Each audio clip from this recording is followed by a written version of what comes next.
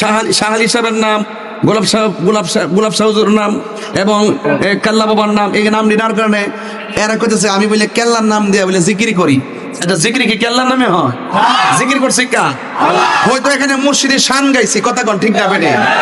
তা আল্লাহ তো কোরআনে বলছে আতিউল্লাহ ওয়া আতিউর রাসূল ওয়া উলিল আমরি মিনকুম। আল্লাহ, রাসূল এবং মুর্শিদ পাশাপাশি তো স্বয়ং আল্লাহই তো কোরআনে বর্ণনা করেছে, কথা বলা ঠিক না? লাগা ফতোয়া তোর রবের বিরুদ্ধে। এই জন্য নামটা লইলে একটু বুঝেন না, ফোকাসে আসতে চায় আর কি, ফোকাসে আসতে চায়। এখানে হলো রাশমিকা মান্দানা খেত, ভার্সিটির মাল খেত, কথা বলে ঠিক না বেঠিক? তাহিরির এখন আন্দাজ করতে পারছো না, তাহিরি সাধারণ কোনো পারসন না।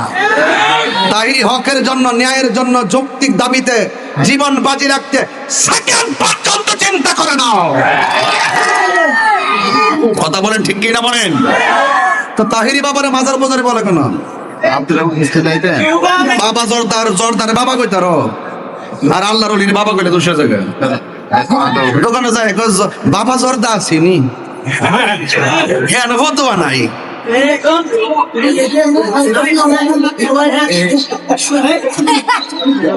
আওয়াজ কিরকম? ইজ্জতের মালিক কেডা? হায়াতের মালিক কে? সেজদা বাবার মালিক কে? ওয়া ইলাহুকুম ইলাহুন ওয়াহিদুন লা ইলাহা ইল্লা হুয়ার রাহমানুর রহিম।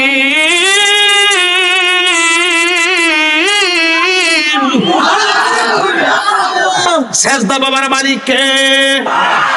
হায়াতের মালিক কে? এই মাহফিলে এনেছেন কে?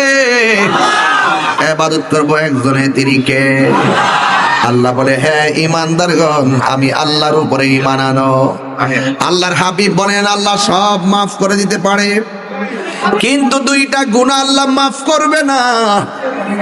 এর মধ্যে একটা হলো যারা আল্লাহর সঙ্গে শিরিক করে, 2 নম্বর যারা বান্দার হক নষ্ট করে। যেরকম ঠিক কিনা?